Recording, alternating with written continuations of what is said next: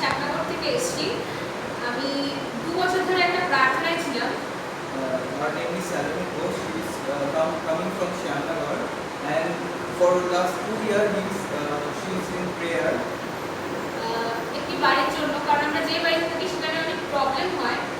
আমার পরিবার ছোট, কিন্তু আমার ঘর মানে খুবই ছোট, যার কারণে খুবই সমস্যায় প্রবলেমে ভুগছিলাম এবং প্রার্থনায় রেখেছিলাম যাতে আমরা যদি একটি বাড়ি পাই যেখানে আমরা আলাদাভাবে ঈশ্বরের আরাধনা প্রার্থনা করতে পারবো। Because for last 2 years she is in prayer, because where she is living now has faced many problems because the house is very small and she needs to purchase a house, searching for a house. তো এক সপ্তাহ আগে একটা খুবই বাজে প্রবলেমে আমরা পড়েছিলাম নিজের রিলেটিভের জন্য। তো আমরা খুব প্রার্থনায় ছিলাম যে যাতে সেই প্রবলেম থেকে বেরিয়ে আমরা এই এলাকা ছেড়ে যেতে পারি।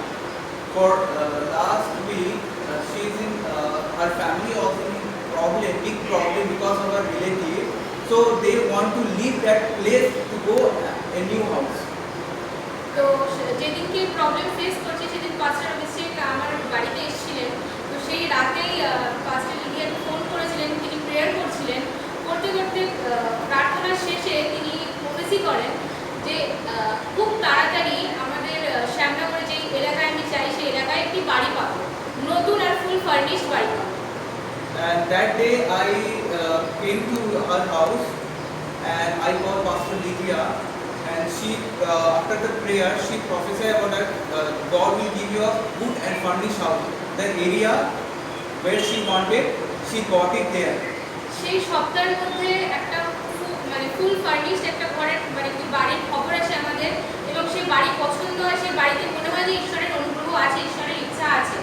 এই জন্য প্রভুকে মহান নামে ধন্যবাদ দিই যে এক সপ্তাহের মধ্যে তিনি সেই প্রফেসি ফুলফিল করেছে। এই জন্য ঈশ্বরকে মহান নামে ধন্যবাদ দিই। And after receiving the prophecy in 1 week, she got the house, address the house, and when she went there, the house, she feel that is God blessing that house, and the house is fully furnished, very good rate, and it is in that place where she wanted to live. So God fulfilled the prophecy what Pastor Lydia prophesied. ধন্যবাদ দিই। That's why I thank God.